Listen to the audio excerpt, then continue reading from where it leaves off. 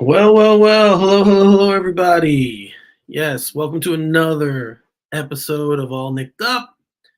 It is November 1st.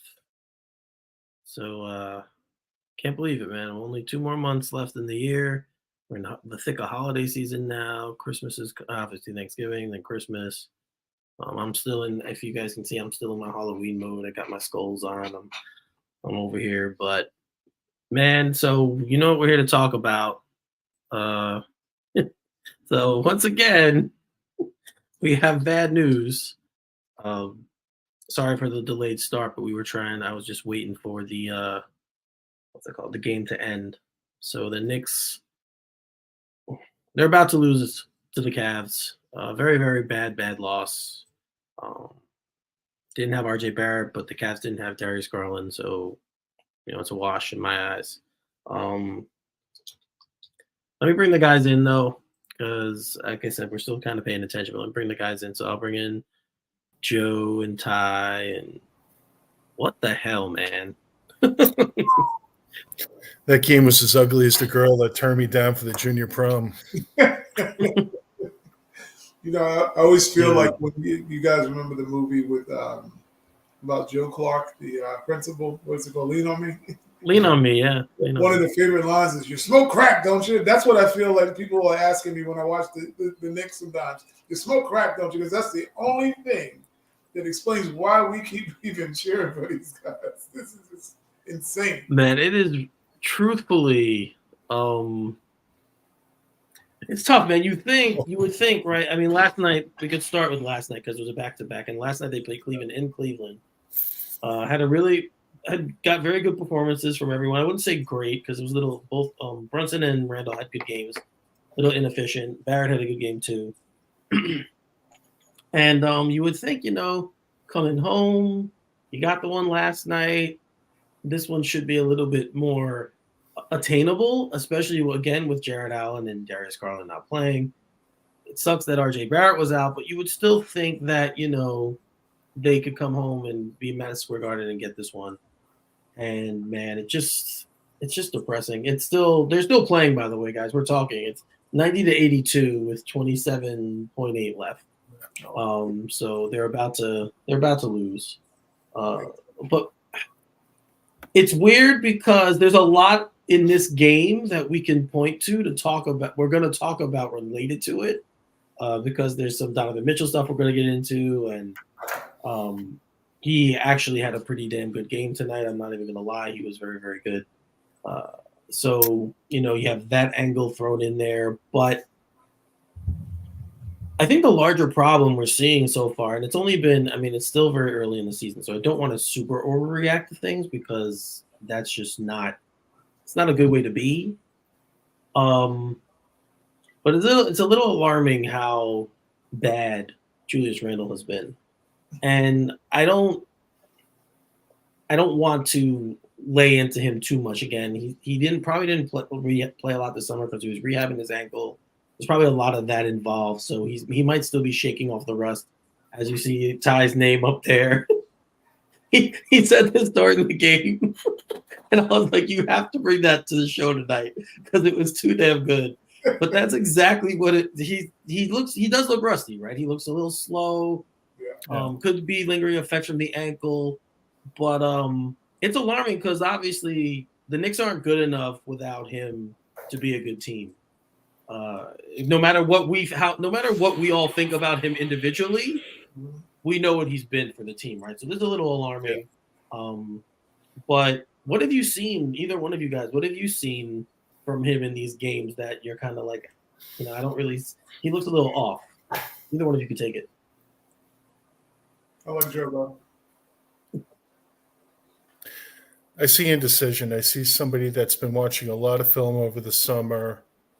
And I think he's seen the way he was playing last year hurt the team. Saw somebody jacking up 8 threes a game. I think he watched probably too much tape over the summer while he was rehabbing that ankle. He's indecisive.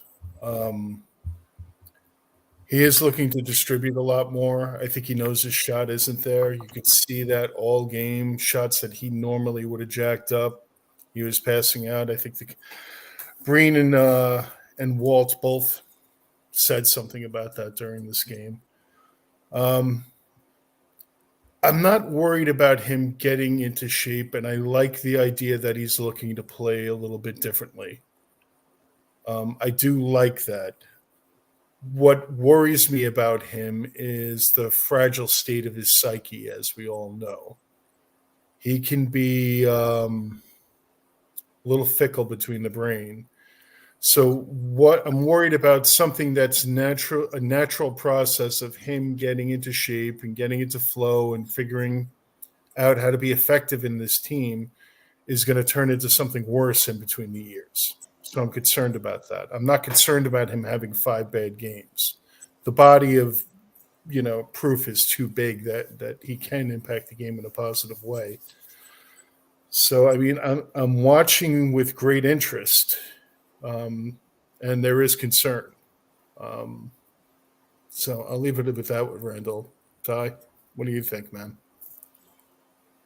I'm always the extreme one, no matter which way it goes. And Eric will tell you, we went back to the this is the Atlanta story, just continuously unfolding as far as I'm concerned since I've been watching them.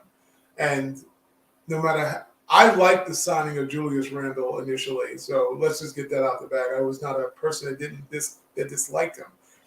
It was just that Atlanta series 3 years ago that, for me, and Eric knows, I sounded very extreme when I said it. I was like, I would not extend him, and I think you should look to get rid of him the next season. I might have been in the minority because he had a great MIP season. But it goes back to the same reason why I said it. It's not his conditioning. It's not whether he gives a damn about the game. It's not whether or not you're not going to get effort from him. It is the mental capacity of this dude that is so fragile that you don't know what you're going to get from day to day. He's a human mood ring, literally. Like whatever mood hits him, it can easily, he's fragile, so to say. He's just a fragile-minded person that we are now seeing a guy who probably is lingering from his ankle injury a little bit. So we'll do the Rust-Oleum thing with him. But you see a guy out there who's just overthinking the whole damn game. When you watch what he's doing, he's not even naturally going for a rebound. It's like he's like, oh, I should have 5. Like you could see the wheels turning. It's like that hamster on a wheel. He just keeps spinning and spinning and spinning. And it's like, dude, relax. Just let what the game, let's go with what the coach says. What does the coach always say? The game will show you what to do. Yes. But in the case of Julius Randle, I think that he is replaying some movie in his mind about how this thing is supposed to play out. And he's the main lead actor on it. And he just comes out with this plan that has no rhyme or reason. I've never seen a guy, he receives the ball, from a pass. And it's like he's either moving 10 steps, like Eric pointed out during the game when we were talking. He already had the rebound down the floor, basically. Before he even got the rebound, he had made a move already of what he was going to do with it. And it's like you got to pump your brakes a little bit. Maybe you got to go to the mechanic and get your brakes checked or something, because the dude is wired really tight right now. And there's some players that can play that way, wound up tight, with a lot of energy.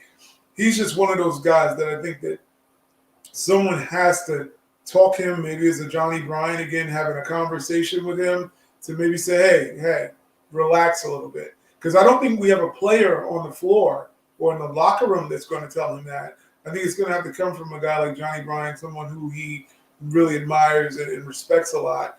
I don't think it's going to come from Tom Thibodeau. We've watched him kind of toss Tom Thibodeau to the side when saying anything. I just think that he's a player who has mentally changed his approach over the summer to what he believed to be the right thing. And it's just, he has no middle ground. That's the whole thing. He's either football tackling you in the fourth quarter, and Eric knows also he does one football move again, no matter which way it is. When they say play aggressive defense, he goes, let me go tackle him. I'm playing for the Jets. And he's going to tackle the dude instead of just saying, let me try to put my, get in front of the guy or get a deflection. It's like he just goes from 0 to 100 real quick, as the song says. And that's really what you see from him. It's like he can't be nowhere balanced in the middle with anything he does. Yeah, it's becoming more and more evident, like the things that we were saying. He's not 100% right now. I don't think that's a big secret. He's trying to, and I do agree with what Joe said too. I think he is very much, like we all said, we know he's watching a lot of film. I'm sure he said he watched a lot of film. So I think that's right. He's over analyzing things, and he's not just letting the game come to him and play naturally. And that's besides how we feel about his mental state at times. But that part of it, I think, has been pretty good, because there have been some times where he's gotten some calls or things have gone his way, and this year he's kind of just like walking it off and just kind of like, okay, not getting caught up in the argument with the refs. That's the one thing I have noticed positively with him so far. So I think that's been the biggest difference in the team thus far. I mean, they're 2-2. They're not. It's not terrible. The sky's not falling. Oh. I don't think their prospects are any different than I thought before the season. But I mean, they need to get him right for them to do anything. He's either their best or second best player. No matter, like I said, no matter how we feel about him, he is either their best or second best player. So they need him to start playing like that. And I think eventually they'll probably figure it out. But again, with him, you just kind of like you don't know, right? Like it's a scary proposition because we've seen him have he had that great season in the bubble, and then the following season was terrible. So we've seen it happen with him already. So you're kind of hoping it's not a thing where he's good one season, bad the next. You're hoping it's not like an alternating thing. But it might be again, well, it's only like I said, it's only 4 games. We always say about 20, right? Let's see about 20 games in how everything is. Yeah. So, I mean, for a number of reasons, we don't want that because not only would it be bad for the team, it kills any possible trade value he might have going forward. So there's a number of reasons why you would not want that to be the case with this guy going forward. Same thing I could say a little bit with Brunson. I think I think he might have played too much basketball, like going to the World Cup, playing over there. I still think it's weird they have a basketball World Cup, but whatever. So I think it's been strange. Yeah, we know you don't even care, but I think it's weird that. But clearly he looks tired a little, which is bad because the season just started. So I don't know where he would be getting that rest from. But it was weird. Tonight was the first. I mean, Hart started again. It was the first night where I saw that guy with the energy and running up and down the court. And first time this season, I saw that from Josh Hart. So that was encouraging. Yeah, it was. And Brunson did have a good first half. His second half was not good at all. So I think he's still trying to find his way. I hope he's not tired. I hope it's just, he needs maybe a mental break a little bit from playing nonstop basketball. He might need a little bit of a mental break. I don't know how you get it, but he's the other guy who's kind of been struggling so far. The one guy who did show up tonight, who I thought was fantastic, was Dante DiVincenzo. I thought he had a great game. We saw a lot of the things that he does well, the hustle things he does. Mm-hmm. Nobody shot well though, so I was that kind of stunk. The Knicks were 4. I'm going to throw the stat at you. They were 5 of 30 from 3. They shot 16.7%, and that's not good. So those are just a few things from So bad. 32 points in the second half. Yeah, dude. Like, why do you keep shooting? This has been the thing that chafes a part of my body is you have guys out there who are not 3-point shooters, and you implore them to continuously throw up these ridiculous UFOs. I mean, you must have moved Roswell right to Madison Square Garden the way they're throwing up these UFOs. It's like, are you serious? Why we have like no wrinkles for nothing other than go down, isolate, launch a shot, or shoot an off-balance shot, in the paint from guards. Like when you look at Brunson, who I love Brunson's game, but and even with Quickly, there's all these fadeaway threes. I mean, in the lane 2s and fading to the corner. Nobody does a layup anymore. I mean, we saw Quickly blow a layup late game. How you blow layups? You got all this other things, but nobody can make a layup on the Knicks. It's like it's just the most ridiculous thing I've seen. But everyone has they're greenlit to shoot a 3. That's what happens when you don't have a floor general in an arcane offensive system. Yeah, that's very true. Yeah, I think that people were talking about that today on Twitter. Actually, someone mentioned that Brunson had whatever he played last night. He only had 2 assists, and I was like, well, that's really not the kind of player he is. He's not that kind of point guard. He's not. He doesn't look to create for others, really, unless unless he has a good passing lane to find somebody. He's really not the guy who's going to create off the dribble for others, which is whatever. You live with it because he's such a good scorer, so you live with it. But as you said, Joe, it's not something that he's known for, and they don't have anybody else. I mean, Julius Randle leads his team in assists most games. So I mean, that's the guy who's doing it. That's scary. And we've already talked about him, like what he is. I mean, I could go through his stats tonight. It's a horror show. I don't even want to do it. The one thing I do want to point out, though, I mean, how are you that big and not shoot one damn free throw the entire game? Not one. He didn't get to the line once tonight. Not one time. He's playing a finesse game. That's like when we talk about. I was going to bring that up too. Yeah. We're noticing about him is that he's doing what RJ is not doing anymore. It's like they switched roles. Like RJ went into the summer and Julius like, oh no, give me the costume, and he put the costume back on. And he's like, no, I'm gonna play like RJ plays, and I'm gonna play this very soft finesse game. Now RJ's driving the ball, coming downhill, finishing and ones or whatever. Work on his free throws. You see the aggressiveness of RJ Barrett, knowing that he's one of the biggest people on the court and strongest people on the court, and he's utilizing that. Julius is like, nah, I'm doing featherweight now. I'm not driving. I'm not going into the paint. I'm just going to sit out here and play maybe the role of someone who is like a distributing center, I guess, in a sense. He's like the makeshift Jokic, I guess, for us. He's like, no, I'm going to direct traffic. I'm going to throw an occasional three. Dude, this is not your game. I mean, this is guys, not your game. He's shooting 30% on the season. So he's up from three or from two? Overall, altogether. Because I know three was 27% the other day. I'm like, he went up. Joe is right. He's shooting better from three, yes. But I've seen him drive the ball. He just doesn't do it effectively. He kicks out of it well. He doesn't finish effectively when he drives to the hole. It's like he stops and the defense catches up with him and he can't do anything with it other than kick it out. Pump head fakes too. That's the nemesis.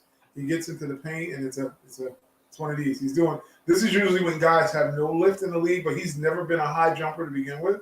So they always tell you the guys will, as they age in the game, they tend to go for more of the head fakes to try to be more crafty. But Randall never had an issue of jumping higher than the rim to begin with. So what we're seeing is a guy who's overthinking when he's making moves to the paint, and it's almost like he's like what they say is tap dancing. He's hearing people running beside him, or like he's hearing ghosts. It's like his head's on a swivel and he's second guessing every move he's making, maybe third guessing even before he gets to the second guessing sometimes. Yeah, I don't know, like I said, like we started the show with him and I hate that we talk about him so much, but he literally is one of their best players. He's one of their two best players. So, I mean, when he's not playing, yeah. I don't know, man. Where are they going to send him? Like, that's the thing. Who are they going to get? Hopefully RJ. Oh, best player. Well, yeah, we could. He's probably looking at the things tonight and we're like, see, I told you guys.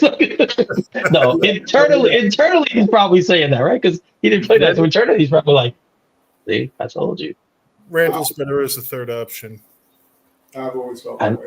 I've actually called him a six-man, to be honest, for a long time. I thought he was a six-man. Yeah. But we've talked about this. How do you do that? Like, how do you do that to a guy who's been all NBA? Not all-star. He's been all NBA. 2 of the last 3 seasons. How do you tell him, you know what? We're taking the ball away from you. We don't think you're – I mean, I have no idea how you do that. And I agree with you guys. I think he should be the third option. But, I mean, that's a tough pull for the coach, especially since the coach has backed him and rode with him this whole time. There's also the guys on the floor, though, and they want to win. The ball's going to go – if somebody's distributing the ball, they're going to put it where they think they're going to get points out of it. I think that has a way of working itself out on the team. I think that happens when star players kind of get older. They get phased out a little bit by their teammates who want to win. Sometimes that doesn't always have to be the coach. That's just like a natural selection thing to the needs of the game. Mm-hmm. But he's not old though. No, He's but not old. it's not very. I know what you're saying. I I hear know what what you're saying about. Yeah, I hear what you're saying. I'm just trying to. I have no idea how they could do it.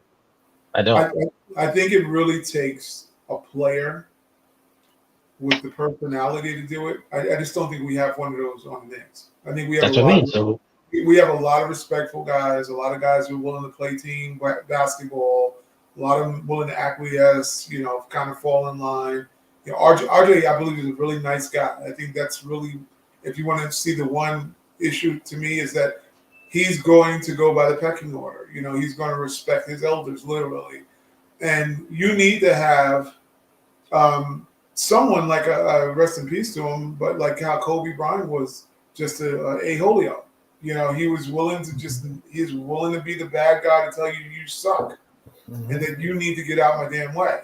But you also have to have the talent enough that when you bark, and you're able to bite back also. Like right now, Brunson is the better player, so to say, or the only player equivalent that can really tell Julius, hey, you need to go away. This is my team now.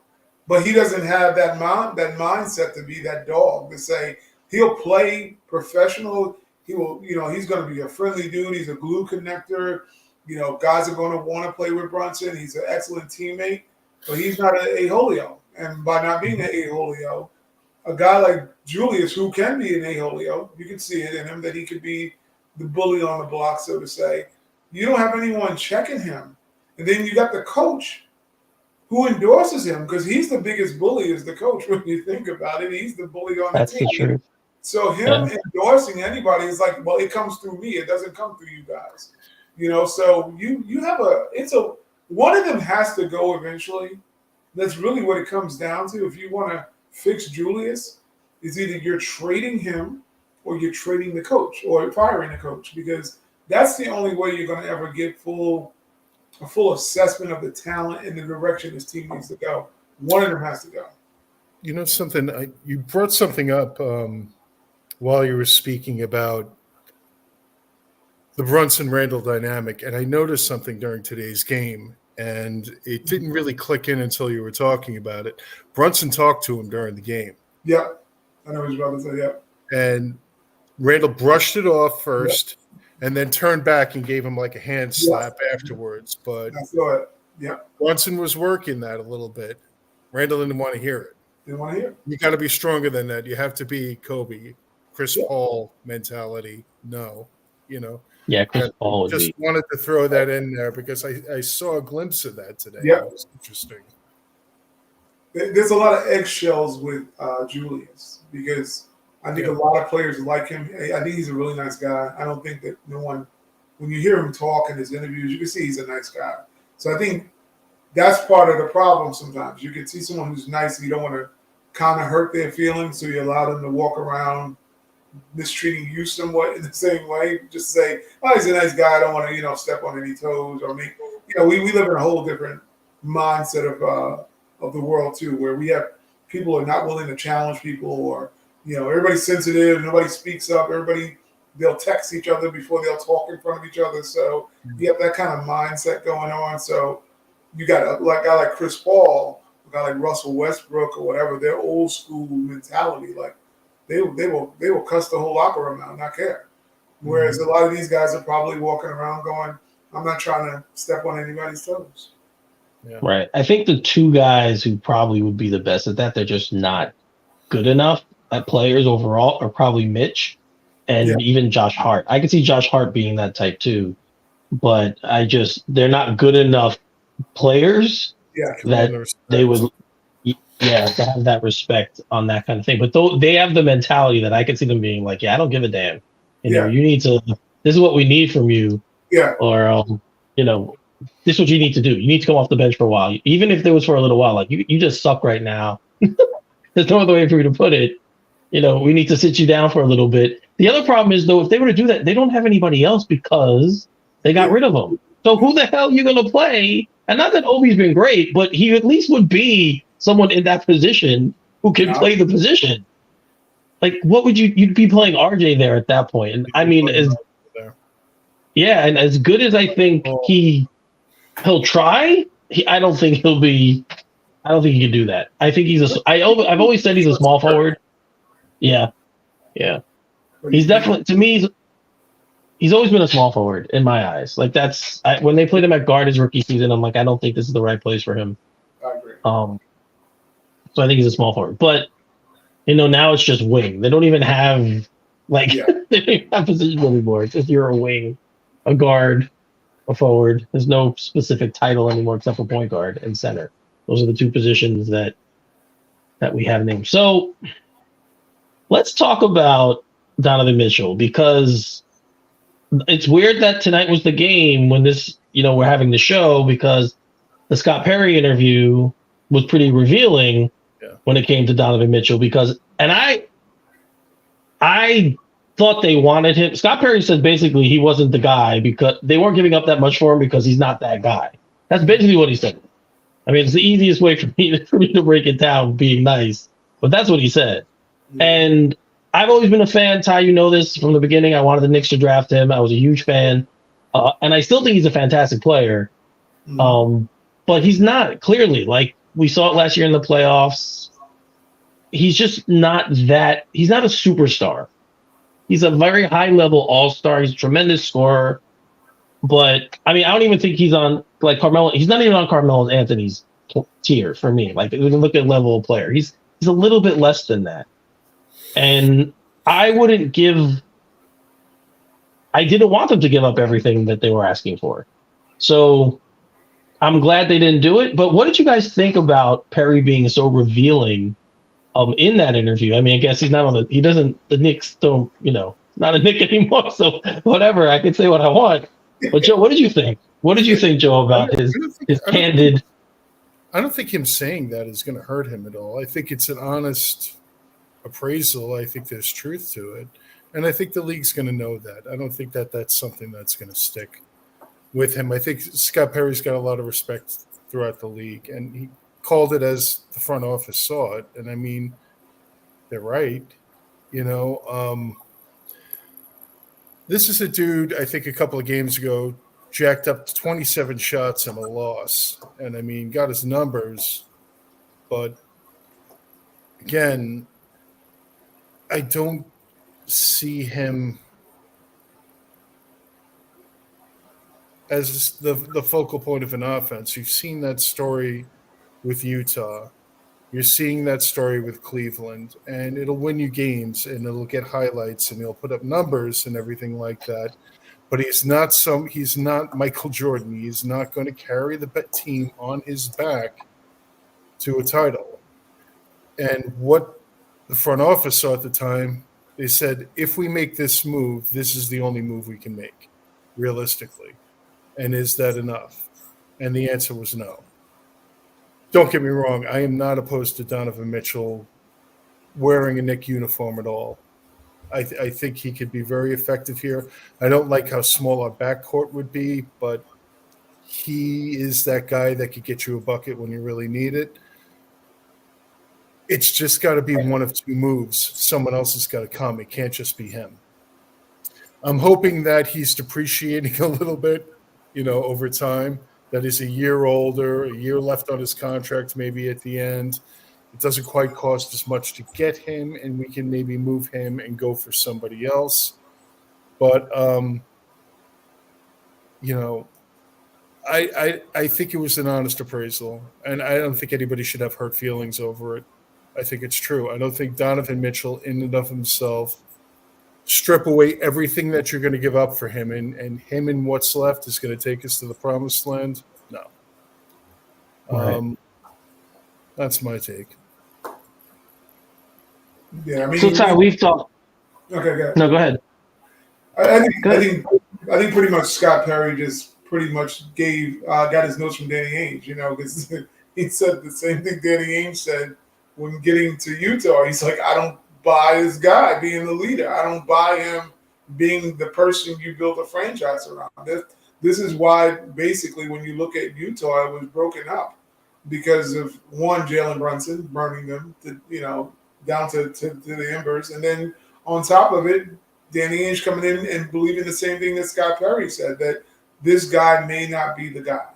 When it was said at the time, being that Utah always seemed to have a really great record, one of the top teams in the Western Conference all the time, and Donovan is a dynamic offensive talent. So when you're looking at those things, you kind of get wrapped up in, the glittery pieces. And, lo and behold, the question still remains, what has he won?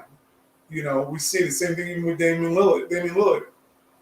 You've been dynamic, but what have you won? Where have you taken your teams as the lead person on your team? I think Donovan, I don't think he's gotten to a Western Conference Finals. I think he's only gotten out of the first round, not the second round. So, you're looking at a guy in the bubble. Yeah. Yeah. So, which I don't even count. I think about the bubble. Those are the things you pop. There was some you pop when you get a good gift, and then it's from electronics, and you pop those little. That's that bubble. What I think about that damn bubble. But when you look at like with Donovan Mitchell, you see the unique talent, you see the the flair. But I always say it matters in the postseason. I don't so regular season you make your name, postseason you make your fame. I've always bought into that theory. We have not seen him capitalize and take his talent and lead his teams anywhere. And like I said, Ainge came in and basically broke up the Beatles because he's like, hey, you know what? We're not going to go anywhere with this dude. We might as well start a reboot and get pieces for him. And that's exactly what they did. So when you see in Cleveland now, you've seen the same guy. They were top 3. They get the numbers. He's got the regular season wins. Sort of like James Harden is. You get these guys that are great regular season pros, and then they get into the postseason and they kind of do a little disappearing act, or they cannot elevate their teammates to the point where you can win big with them. So I don't think that Perry was out of pocket. I mean, he's very professional. He's always been a great person that the Knicks brought in. He was one of the first stabilizers for the Knicks when you think about it, before Leon Rose and all those guys. Definitely. So the respect was definitely there. I think it's an assessment. I wouldn't trade when they were talking about Donovan Mitchell coming to the Knicks. I'm like, you got to be out of your, the Australians say you up a gum tree, mate. You got to be up a gum tree to actually send that many assets to Utah for a guy who has not gotten you out of the second round other than in the bubble situation. You don't put all your eggs in the basket. And what does he do great other than score? See, that's the thing about the NBA. You got to do more than just, I would say scoring is the easiest thing you can do. If a guy averages, 7 points a quarter, that's 28 points. Think about it, 7 points in a 3-point league nowadays. Are we going to really celebrate him averaging 28 points? I think that's like whatever. Show me that you can, make your teammates, make Evan Mobley not look like he's Mitchell Robinson. Make that happen. Number one pick looks like Mitchell Robinson. Yeah, I mean, he does get assists, but that's because he has the ball. Yep. Again, I'm a fan, and I even said the tie tonight, he was playing a little bit of defense, and I was like, and he hasn't really done that in the NBA, but in college, he was a very good defensive player. Yep. So it was a little surprising to see when I was watching the game tonight, because Clyde mentioned it, and then I'm like, you know what? He actually has. He was getting up into guys' chests. He was pushing a little bit, and I'm like, this is the guy I remember watching. And I know in the NBA, some guys, because they're needed to score, they'll half-ass it on defense, for lack of a better term.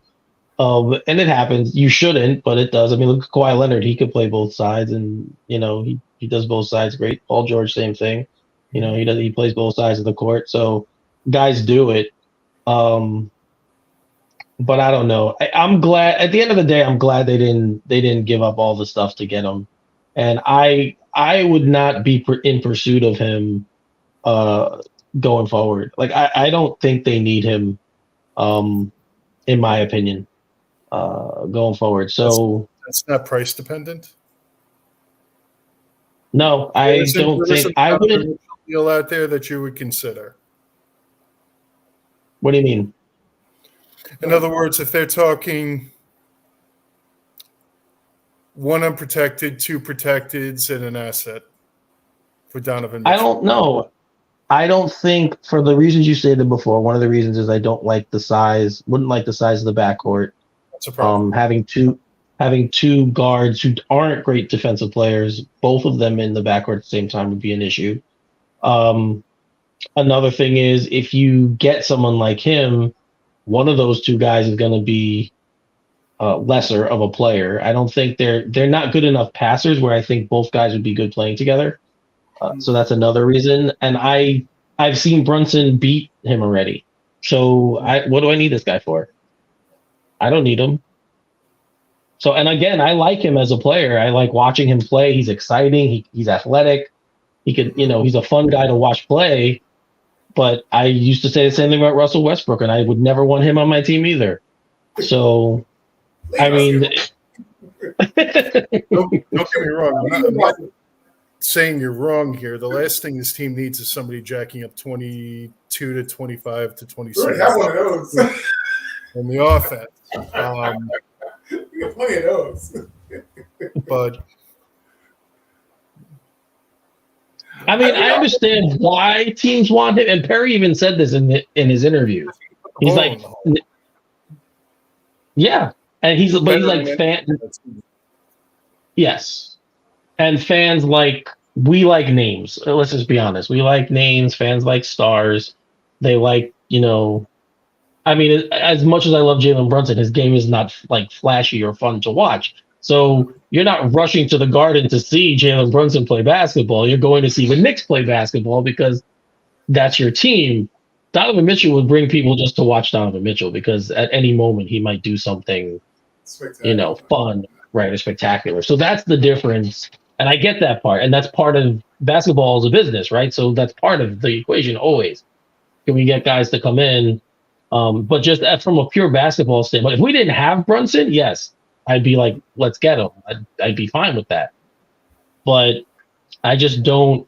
To me, they're just the same player. One is like Ty. You said it yesterday. He's just more athletic. Like he's just a more athletic version of what Brunson does.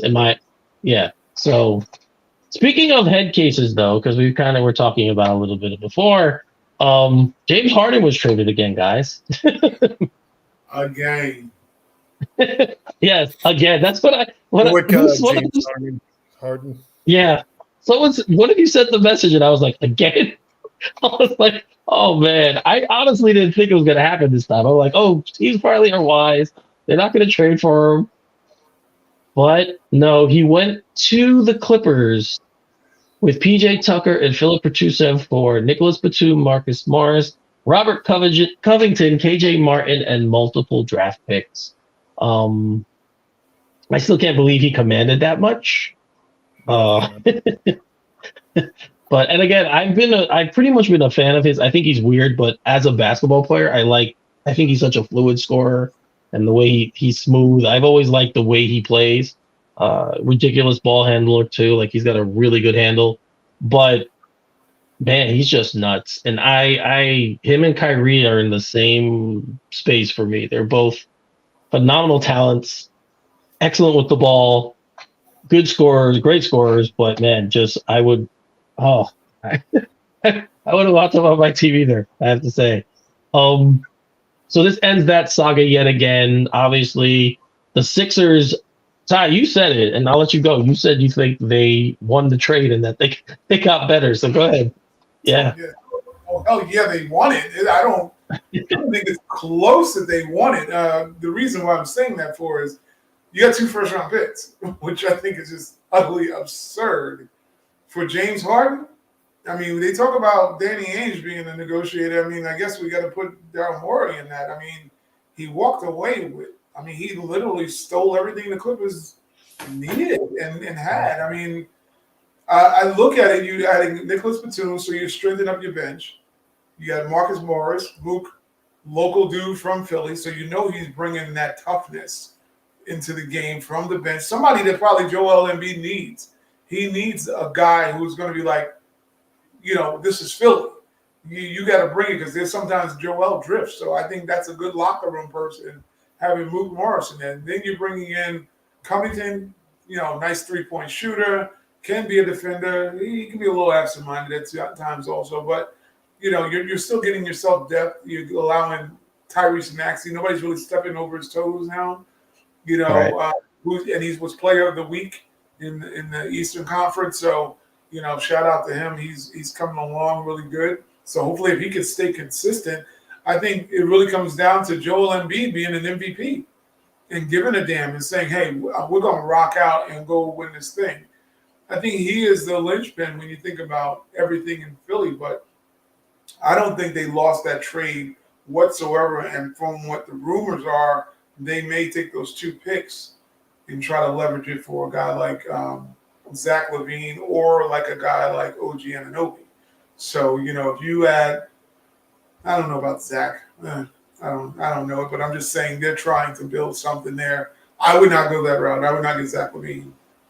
I don't see why you would want him and Maxey sharing a rock. It makes no sense to me.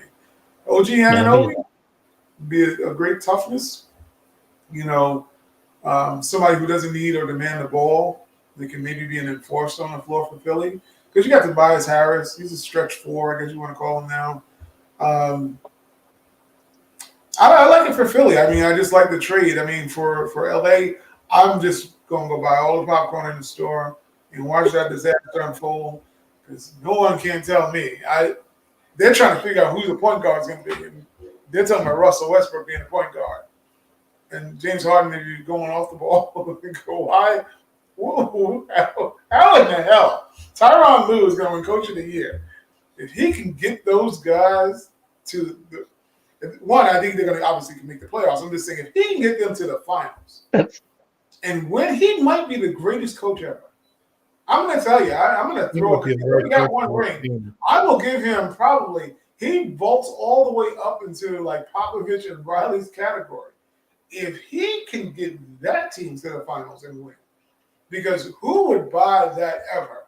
Putting the ball in Russell Westbrook's hand. I know Russie has all those triple doubles. It's a phenomenal thing. Don't get me wrong. But you're saying I'm going to leave the decision making to Russell Westbrook. And James Harden is now going to sit there and not disappear in the playoffs. And he's going to play off ball. He doesn't play defense.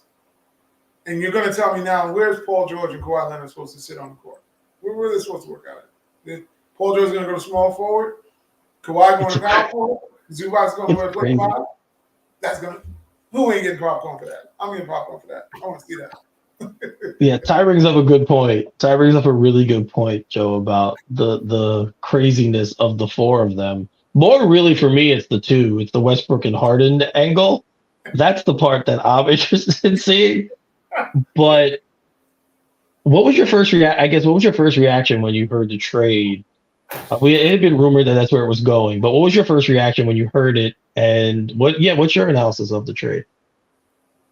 Philly won. Again, I was shocked that they got an unprotected.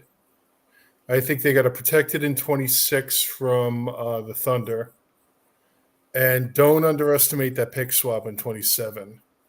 Right.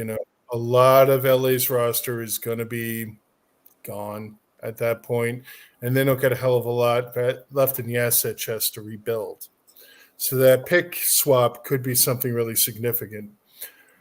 I don't see them having enough, and I've been hearing this. Daryl Morey wants to accumulate assets to acquire a star guard. I don't see how this gives them the assets to acquire a star guard. What Chicago wanted for Zach LaVine was like 4 first-rounders and an asset, I think I heard last year. And all I got to say about Zach LaVine is 3 snaps in the Z formation. With him. No, thank you. Anything like that. Like, who are they going to get with the assets that they have, especially considering that, look at the war chest Utah has, OKC has, the Knicks have. He's not outbidding any of them. And it's starting to get to a point with a lot of these teams that have so much assets that they're going to have to make a move sooner or later, even if it isn't the move that they want to make necessarily. So I don't see them really in a position to outbid anybody. I don't know what Daryl Morey thinks he's getting for 2 first-rounders, a pick swap, and whatever picks that they have that they haven't used, especially accumulating Harden. Because I think they went down a couple of first-round draft picks getting Harden. Did they not? Anyway. Yeah, they did. I don't know what kind of magic he thinks he's going to pull off with this, but I think Philly did really well. Daryl Morey, I've never liked him ever since the Knicks T-Mac negotiations, where frankly he bent us over.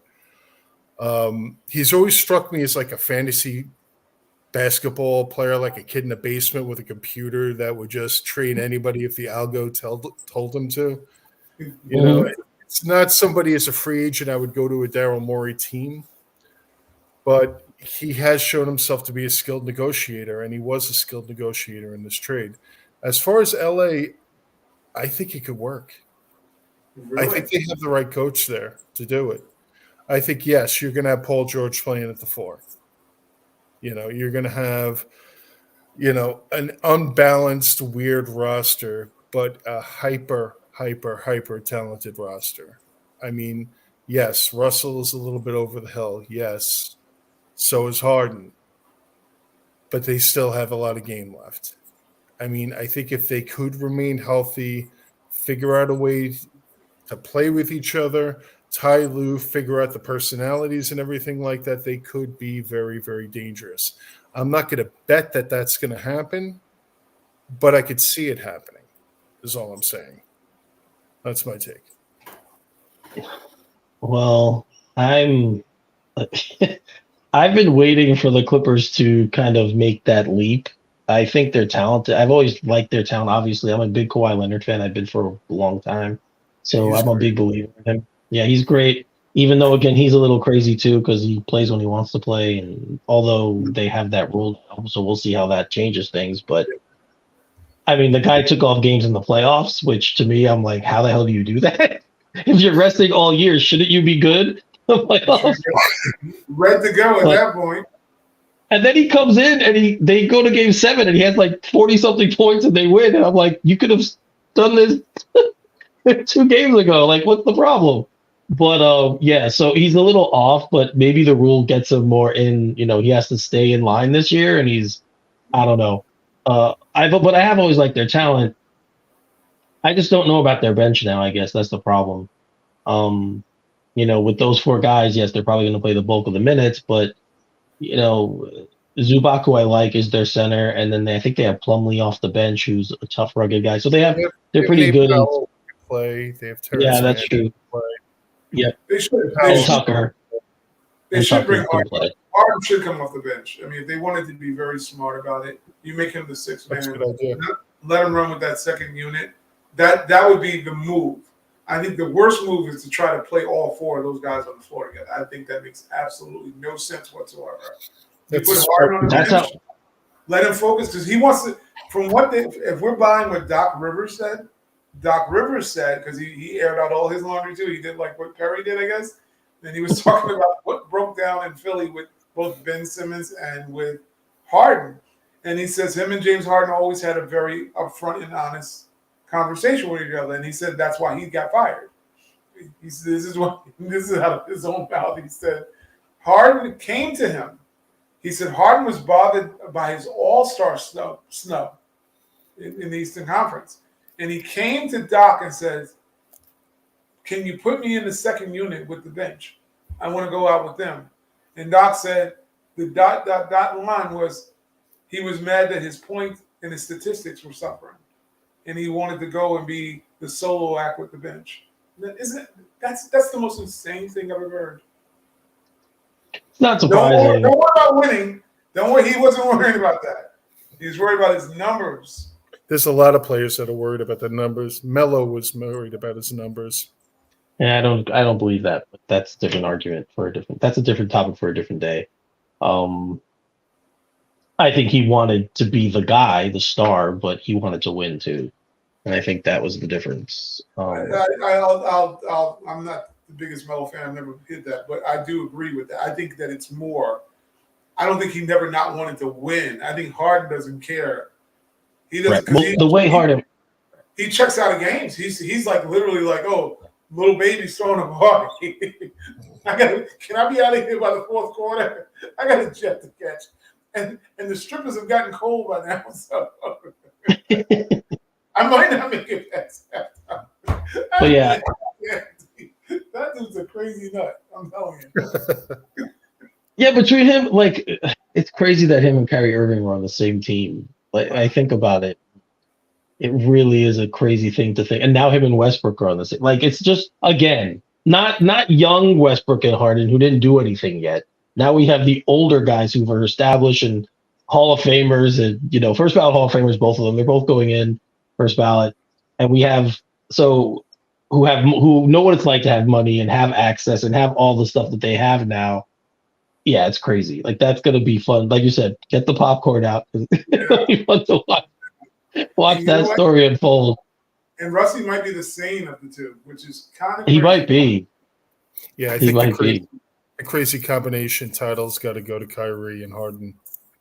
and then again, I still trust Kyrie to actually want to win a game still. Like I know he's off the reservation a lot too. But I would trust him in a game that he wants to win the game. I don't know if he loves basketball as much as he loves the accolades. Well, the accolades clearly, and the rewards of the money. But I don't know if he's into winning basketball, like wanting to win a title. His whole reason for going to Houston was supposedly why he got rejected. Also, was the fact that he went to Udoka and said that, hey, I want to basically come in here and start scoring a bunch of points. And he's like, get that mess out of here. We're not doing that. I don't want you here doing that. And he's always tried to maneuver his way to winning teams, though.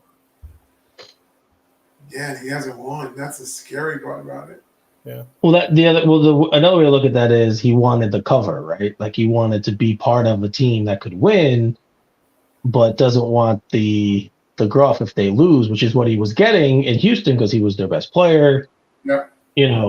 So he might have just wanted the cover of having other stars around him so they took the brunt of it. They took everything. Could be. I don't know, just putting it. But that is going to be quite a fun thing to follow this year. I can't. I can't wait. In other news, just stuff I've perused and I'll throw out there, and some of you might care, some of you might not. Cooper Flag committed to Duke. Yeah. So the next coming now we've had Victor. I'm trying to go through all the list of guys who are the next coming. The next coming, who's also the Great White Hope.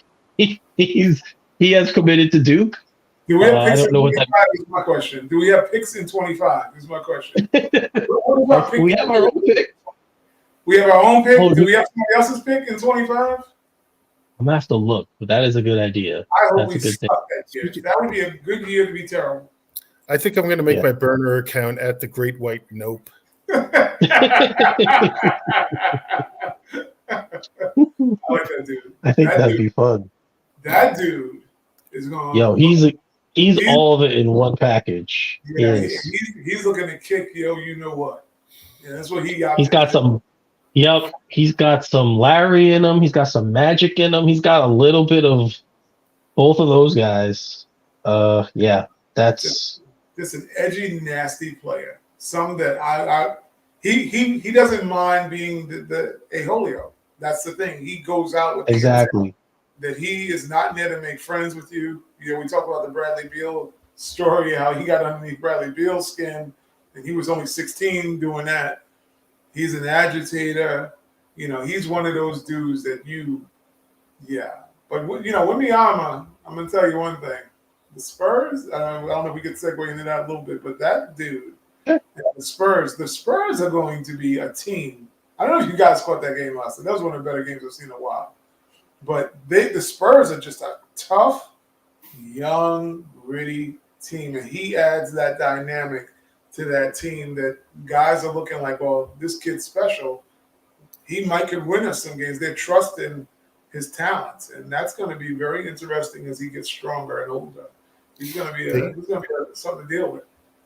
They have some good young players in there too. They had somewhat of a foundation before Wendy came on, and they also have extra picks too. Mm-hmm. From Atlanta, They have a little more chest of their own kind of hanging out there. I mean, there's somebody that could be interesting in a couple of years. Yeah, I mean, Yeah, I mean, Vassell can play. Sohan's good. I've always liked Zach Collins. He's good. Yeah. Kelton Johnson, of course, is good. I mean, they have a really good team, and Trey Jones, another guy who's good.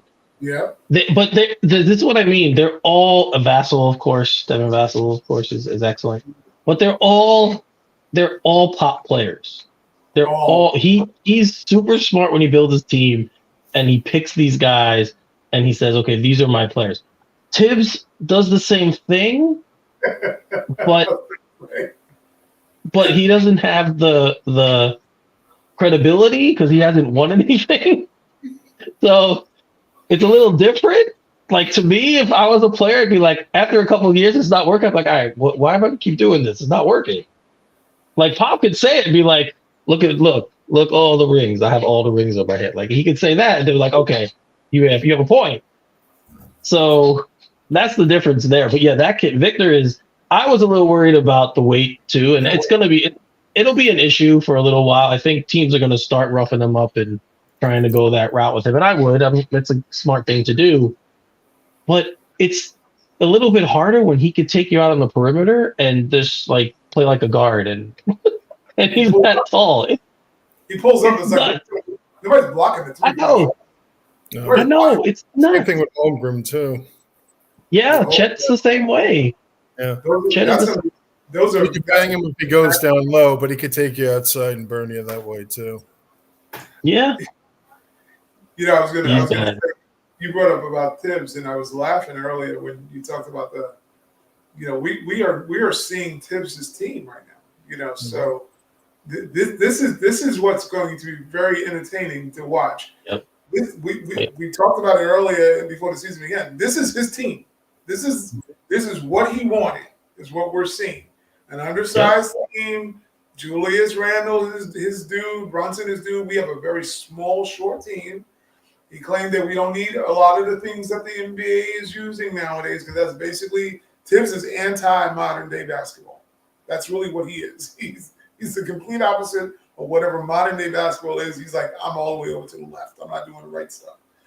So we're now seeing whatever this team ends up as, this is going to fall on him, because if they can't get Julius Randle right, and then you don't have a backup option at the four, because clearly Josh Hart is not.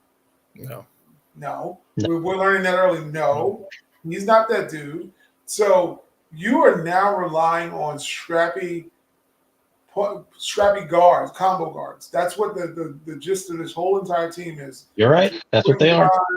The Emmanuel Quickleys, Jalen Brunson. You're doing all combo short guards. That's what he's built this roster to be. Dante, yep. Dante DiVincenzo, as Walt says. He has a T to it. He has his own vocabulary going on. But when you look at those guys, it's like you have that. This is his team. This short and stocky team, like Tom Thibodeau's short and stocky and tough, grindy guys. How far is that going to get him with this team? Because he is right now. This team. If Julius doesn't get straight, because right now RJ Barrett, who happens to be a tall guard, tall small forward at least, he actually has the length, to play in the modern day game.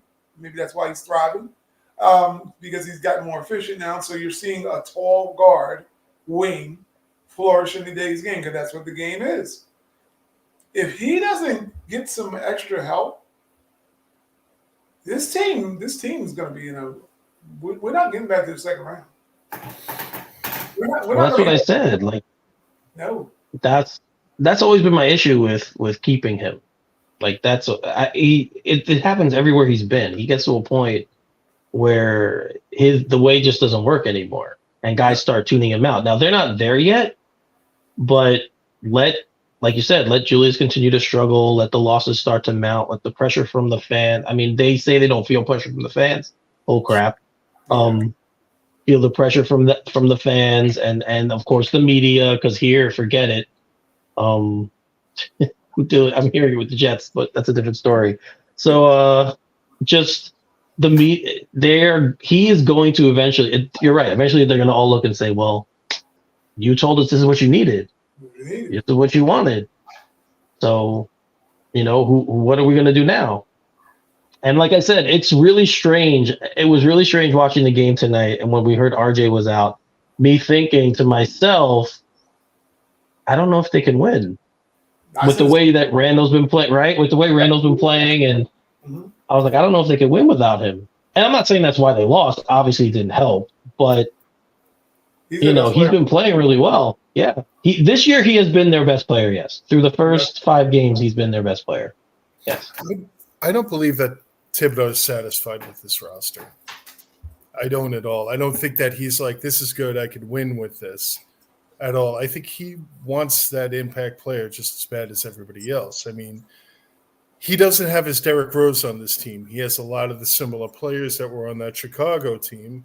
He maybe has somebody like a Luol Deng type of strata character or Taj Gibson and things like that, but I think he wants that impact player more than anybody. He was very much for the Knicks going out and getting Donovan Mitchell because he didn't have that Derrick Rose level, get me the points when I need it, premier talent type of player.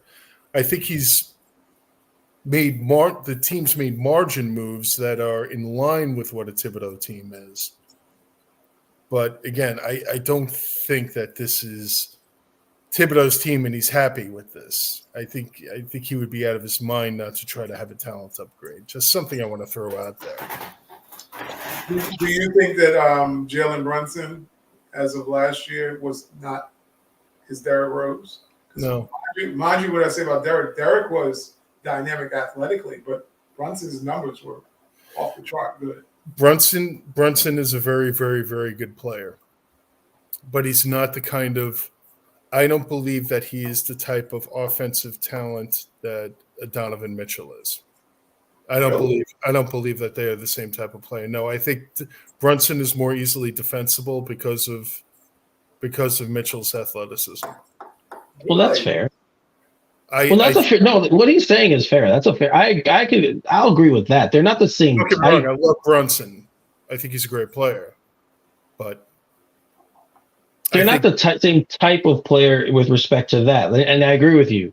Mitchell can force things athletically that Brunson just can't do, and that's a big part of the NBA game. Ty, like that's what we've been talking. Right, like Derrick Rose did. He's faster. He's more athletic. He can do things. He can get shots that Brunson can't get, but Brunson does the same thing in his own way. But look at Derrick Rose's career. Say when at his elite level, and look at a guy like Donovan Mitchell at his elite level. Brunson has far surpassed them, leading his teams into the playoffs. Well, Brunson didn't win an MVP. Rose did, so I wouldn't go that far. He didn't win MVP, but there's a good question whether or not he should have won the year he won.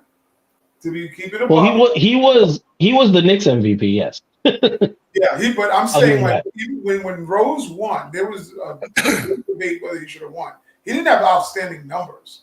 His team just had great success, and he happened to be the best player on that team. Well, that would put him over, yes. That put him over the top. But I'm saying, like, when you look at Derrick Rose and take away the flash. Clearly, Brunson is a boring player. He's not where near that. I mean, his footwork is something to marvel at if you're a person that likes the fundamentals. But I'm just saying, with all that Donovan Mitchell has and all that Derrick Rose has is those physical gifts. Brunson granted, we'll give Luka because Luka was on the team. But Brunson has spearheaded his team even as the leader with the Knicks to the second round. Donovan out in Utah with way more talent than the Knicks have. Did they have way more talent than the Knicks? What's that? Mm-hmm. Did they have way more talent than the Knicks? They had Jordan Clarkson and Rudy Gobert on those teams. Well, you have defensive player of the year. Yeah. We don't have any of that. I mean, they were the top notch. We have a more well-rounded team than Utah was. All I know is this: the plan was to have Donovan Mitchell and Brunson. Now, granted. If it came down to it, now defensive liabilities and all that stuff, but the idea behind that is I still back with the idea that as much as I like Brunson, as great as his footwork is and his scoring ability, and he's clutch and everything like that, if I had the ball with 6 seconds left, out of the two of them, I would give it to Mitchell. I would. That's Personally. interesting. That's interesting. I will say I do. I'm trying to take the No, box I and do out. think I don't know which one I would. I do. I do think Joe's right in the respect that it's easier for Mitchell to do to get his Get the shots. shot. Yes, that I agree with him. Brunson has to work harder to get those shots, and I think that on Brunson, if they know it's going to Brunson and it's harder. that I will agree. Well, physically, he's limited. That's definitely given. I don't know if I trust Donovan Mitchell any more than I trust Brunson. I guess that's my biggest thing because, there's times where I know he can hit the shot, but I mean, damn, I'd give it to RJ before I give it both of them. I agree. He's big. He's big in the clutch. He is. He's one of those quirky dudes that he's the Mario Elliott of the Knicks. The Mario. He's dead all game. Damn well, don't leave him open because he's going to send you home crying. It's true. That's how Mario Elliott was. Send you home crying. It's true, man. It's true. That's true. He could be having a bad game, but he'll still hit the big shot when you need a shot. It's a unique talent to have, but it's good. It's a good one to have, especially for this market, because just his demeanor. That's been the perfect thing from day one to play here. He doesn't let things bother him. Nope. He just plays, which is the one benefit he has here over a lot of other players. Like Julius, I think he says it doesn't bother him, but I could tell it does. Oh, it does. Right? It's totally bothers. Because if you ever notice the one thing about RJ compared to the rest of them, he doesn't really play up to the crowd. Like even Brunson, gets the crowd, he motions to the crowd. RJ will hit a shot and walk to the bench. Mm-hmm. You might see him yell a little bit here and there, but it's usually he's like, "What do we got to do next?" It's it's short lived. He celebrates other people's successes more than his. Yeah. Yeah, he does. He does. I'm telling you. Mm-hmm. He could be the type. He could grow into a leader eventually. He just needs more time here. But I can see him being one of those guys who's with a team for a while, and then eventually he gets that mantle of, he just decides one day, you know what, I'm going to speak now because I've been here and I know the deal and I know what's going on. But again, he was so young when they drafted him. Yeah, it was. He was. Yeah, he was a really young player. Quentin Grimes and IQ are older than RJ. I think people don't know how crazy that is. They're older than him. Yeah. Well, isn't it funny that RJ's been the bright spot of the season so far? After all the slow starts and everything? Oh, yeah. He's the the bright spot. There's no doubt about it as far as I'm concerned. Him and Ihart. He's leading them. Him and Ihart. Yeah. 2 spots for me that I've watched. And Mitch. Mitch. Mitch has come to play. Mitch has definitely come to play. No, I've been very impressed with RJ, and I know I've been a big RJ critic.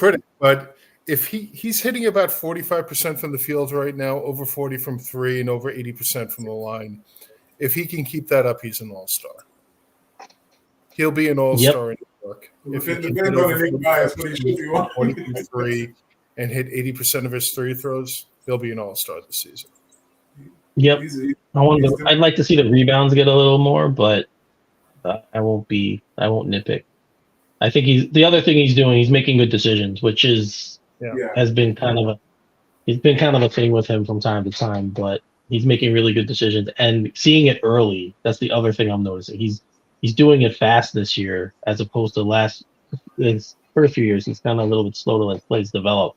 He's been a little bit faster this year. So we'll see. That'd be the best thing to happen, right? Like a guy that we drafted to become an all-star would be the best possible thing that could happen for this team. But we have a long season to go. So I think they'll need him to be an all-star this year, to be very honest. I think his play, if Brunson continues to have his lag over, I guess, from the Olympics, I think that's what A lot of it is with him. But and then Julius, they needed RJ tonight. Like when you really think about this team, That's what I say. Yeah, they and did. what they were missing someone who could say, "I got this. They can't guard me. I got this." And give somebody help. It was RJ. That's what they were missing because I don't think that there's a consistent Nick that's playing on the perimeter other than RJ. The other consistent one is Hart coming into the game. Mitch is giving you consistency with what he does. But other than that, Brunson's up and down. Q Grind's up and down. IQ's been kind of IQ-ish. We never know what that's going to be like. Up and down. More good than bad so far. And he's been more good than bad. Yes. And the Inferno's been pretty good. He's coming into finding his groove.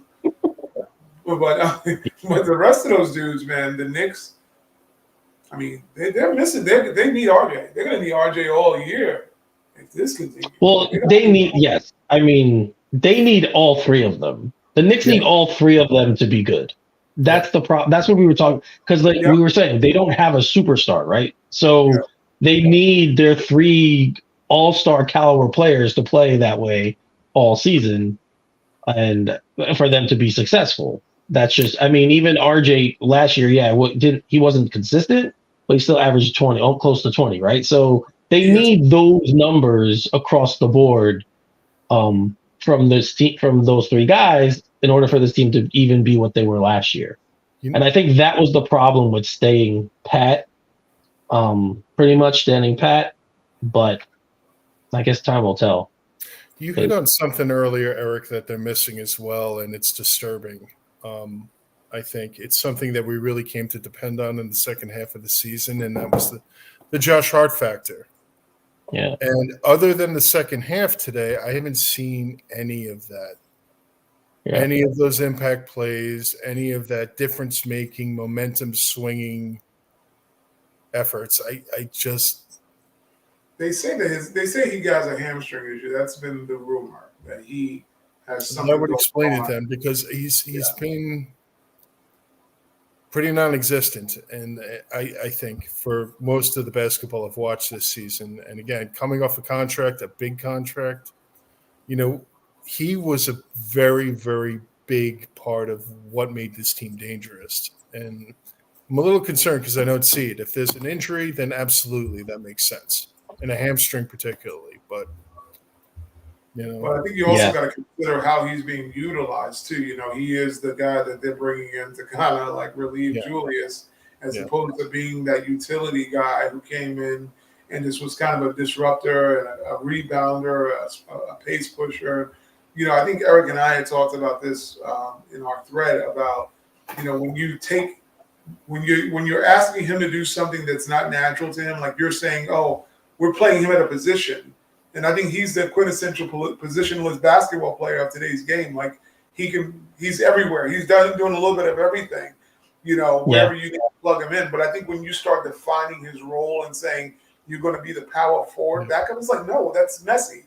That's messy because now you're pigeonholing him into something that he is not. Because when you look at how he gets his rebounds, it's coming from the perimeter on the weak side. He's grabbing him. He's not, let me bang underneath and get the rebound. And that's not his game. No. That's not his game at all. He steals the heart out of a lot of those. I mean, no pun intended, but he does. He steals the heart out of teams when he snatches those rebounds because you're not expecting this guard to come and get those bounds. Whereas now it's like, as much as I know people can talk about Obi, but it's the fact that we don't have a physical replacement for him. No. Not about what he brought to the table. We are short. Like, you got no height after the finish. Like, you need somebody, and even Obi wasn't even a big rebounder. It's about he was a target. He was at least a target that you had to worry about, like, oh, he's leaking out. So the power forward now has to get back at least. So you're like, well, I can't stand under here and rebound or try to fight for it because one long pass and this dude is, got a highlight reel all over ESPN. So now I got to. He could hit a three too. Yeah, and he can hit a three. Whereas right now, you have no Nick that can hit a three, really. They can't. Other than RJ, and who else would you trust? I mean, Dante's been pretty good. But that 4 spot when Julius is not hitting his threes, it's just an ugly game. No. It's just a very ugly space game. You know, I don't we actually please. saw that. We actually saw that coming with Hart and the position change to the backup 4. We discussed that before, Ty. That his ability not to come and sneak in from the perimeter and storm the gates Yes, was we going did. to affect him. You know, and we're seeing it kind of play out now. Sorry, I didn't mean to interrupt. No, that's fine. It was a good point because we did. You're right. We did talk about him. Why he's a good rebounder. We had talked about that in the past. So, I mean, it really right now. It really just, and we say it all the time, but it's Brunson's been not himself, but he's still shooting 46% from 3. So he's giving you that from 3-point. His 2-point game has been off, but it's Julius. I mean, right now that's what's missing. He's missing. And like we said at the start of the show, if they don't figure that out fast, if they don't get him going, this team is not going to win 45 games. No, they're not. They're gonna be where what I said. What was the line? I think I gave him 40, 45. I think I might have said 45. Or You 40. did say 45. 45. Last year you said 42, so maybe that would be closer to what? Yeah. Because you said yes, Joe. Joe Went out the window. He said he went Curtis Jackson 50. He went the whole. Even if they don't get Julius right, you're still gonna go with the 50 wins. They're going to make a move at the trade deadline. I'm starting to get more and more convinced that there's a sense of urgency in the front office. They're going to make a move. It's probably going to be Towns or someone like that. That's the only guy I can see. I was about to say that because that's what Barkley said the other night on and he says, I didn't watch. I mean, on TBS or whatever. I didn't see it on TNT. My bad. On TNT, that was mentioned. He says, well, if you really want to. He says it's imperative that the Knicks move Julius, basically, is what he said. And he said the move that would make sense would move him for Karl Anthony Towns. And they have to start feeling the urgency. They have to see the window of the players that they have now, and it's a now window. I know they want to be patient, but you can't be patient forever. I wouldn't be surprised if you see something at the trade deadline. So I'm sticking with 5-0. Wow. Okay. Yeah. Wow. I give you credit. I would not be sticking with 50 wins. I said 48, right? I think I said 48. Don't give me too much credit if I look like a fool at the end of the season. I give you credit for sticking with it. I mean, it's still 5 games. It's very early in the season. Yeah. But could you see when we always talk about Karl Anthony Towns because we all know the contract is like absolutely absurd. Yeah, that's crazy. However, could we look at Karl Anthony Towns as being a guy that say they traded Julius for him and they added a couple assets for him? Would a guy like Karl Anthony Towns and the Knicks assets get you Joel Embiid if you had to make an in-conference trade? I don't think. Would that help the leverage of getting Embiid here if they said, well, we will give you Karl Anthony Towns and whatever else you want, unprotected picks for Joel Embiid? Do you think that would be a way of getting I almost feel like an Embiid trade is an impossibility because of what they're going to want for him. I agree. Like it's going to be virtually impossible to trade for Joel Embiid. We saw what Morey was like with Harden, right? So. Yeah, I don't think anybody can give enough assets to make that trade worthwhile. He's a winning MVP. And you saw what the trade market was for people like, even though he was a defensive player of the year, Rudy Gobert, Donovan Mitchell, what people gave up for him, they were not reigning MVPs. I don't think anybody can possibly swing that trade. I don't think. Well, OKC is the team I always say that's the sleeper team that could get Joel Embiid. Yeah. I think you can add Chet and all those picks, and I think Philly would put all the hell on it. Why would you not? Actually, you're right. That's probably the one scenario that could make that work. Yeah. Yeah, they have so much capital. Yeah, that capital. Morey probably rule looking at Chet Holmgren. I would building around him. I would, and Maxey and a bunch of picks. Him and Maxey and Holmgren and picks. I Holmgren and Maxey picks, and then why not? I mean, I would pull that trade and OKC. They would be pairing Joel Embiid with Shea Gilgeous-Alexander. Who the hell wouldn't sign up for that? OKC. That'd be a monster No. two-person game. Presti's And a little Josh Giddey. conservative, I think, to make that move, but I don't know. I think she was our GM. So Yeah, so do I. Yeah, I would, we would have at least I would give some of our first-round picks for Presti. So would I. Because he'll get them back. He'll figure out a way to get them back. He'll figure out a way. He'll get them back. He'll be like, He'll squeeze them a for me. couple of limits in the fridge and pull out some picks out of them. So I'll get it back. Talk about against the GM, the guy will will bring in a player, and the player could be like how he did with Chris Paul, like, I'm going to hold on to you. We don't even know if we're going to win with you, but someone's going to come looking for you. And then Schroeder. He did it with Dennis Schroeder too. Or Dennis Schroeder in that year that they made that run in the playoffs. He was another guy.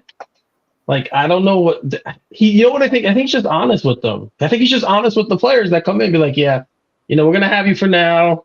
We're probably not going to keep you. And they probably appreciate that, and they play hard for him. They play hard for the team. For you. I don't know one GM that I can recall that has drafted 3 MVPs. I know. That has like never happened. I know they don't talk about it enough, but it's never happened where a guy drafted 3. I guess Jerry West, right? But he's probably the only other one I could think of. But I'm saying on the same team. I don't think in a draft. Yeah. Drafted on your team within years of each other. Well, maybe 1 or 2 years of each one of those guys picked. Each one of those guys have been MVPs of the league. I've never heard such insanity in my life. And this guy should be in a big market. Like, New York should have adopted a small market mentality a long time ago. We're doing it now, but I don't know if they still want a big name, and I don't think that because we don't draft high enough, because we're trying to stay competitive. When we do, we take Kevin Knox. We take some garbage, Nilachina, Tobachina, whatever, and these guys that don't amount to anything. Whereas that's something I was actually about Flag. I was like, well, we got 25. Do we need to tank? The year we're supposed to tank, we make the bubble. It's like, oh, come on, this is kind of crazy. Play the Knicks because we could have been in what's his name, the Detroit kid. That was Cunningham. That was Fade for Cade. We have all these things. Fade for Cade. Who did we end up with? We ended up with Grimes, I think it was that year. Didn't we win a game or like win a couple of games at the end of the season? Yeah. I know that happened with Zion. I know that happened with the year we got RJ, but that was the difference that year. Yeah. Mm-hmm. Switched our positioning that year. We won like two meaningless games at the end of the year. So I don't know. The guy Indoor who hit the one game shot? Yes. Indoor? Yeah. And that's when he comes out, he's balling the last game. He's like, let's win this game. And I don't know who we lost. Who's the other? Earl Barron, the Earl Barons of the world. The Baron of Broadway. Knicks love bum. There's always some bum move that get you. The bond's going nuts. And it's like, dude, we're going to suck for the rest of our lives. Learn to tank. Oh, all right. Let's close this one down because we're starting to get delirious. I think so. Let's shut this one down. Joe, tell them where they can find you. You can see it on the screen, but he's going to tell you where you can find it. At Upstate Joe, AKU for all Knicked Up. There you go. Bam. I'm following you now, so I'm going to send you all kinds of craziness. I'm following him too. Your turn, Ty. Tell them where they can find you. Tell them where they can find the page, the fan page. Go ahead. Go through the fan page. Get us on Facebook, all Knicked Up. You know how we do on there. I'm trying to post all kind of content, doing some game summaries now. Trying to engage with our fan base. Also, you can get me on that little X channel. You know how it is. Not the kind of X y'all used to, but it's that X. I'll give it to you. You know what I'm talking about. And Melo can't be worse. That's my thing. I tell Eric, why don't they sign him for at least the third and fourth quarter? Hey, It's sitting right there. he could not be no worse. I'm gonna show Melo would have hit at least 2 buckets, but that's what you can find me at GS Scribble on that channel. All right, thank you, Ty. And you guys can see my information there at Finally33, spell Finale33. That is my personal handle on the X/Twitter channel. At all_Nick_up is the show handle. I'll be running that. Ty actually is working on, we talked about before, but probably do a little Instagram page, get that going as well. So we'll have that working soon, hopefully, and we'll post pictures and maybe eventually do some contests and stuff. I got to see how we can work that out, but I think that'd be fun. I have some old Knicks paraphernalia I want to get rid of, so it might be a cool way to do it through Instagram, socials. So check this out. Keep tracking those, and when the Instagram channel opens up, we will let you know what that is. I also do a show called Straight Outta Gotham. It's a fandom pop culture podcast. We talk comics. We talk we talk comic book movies. We talk horror films. We talk TV shows. Gonna start talking music because I want to. So we're gonna start adding music to it as well.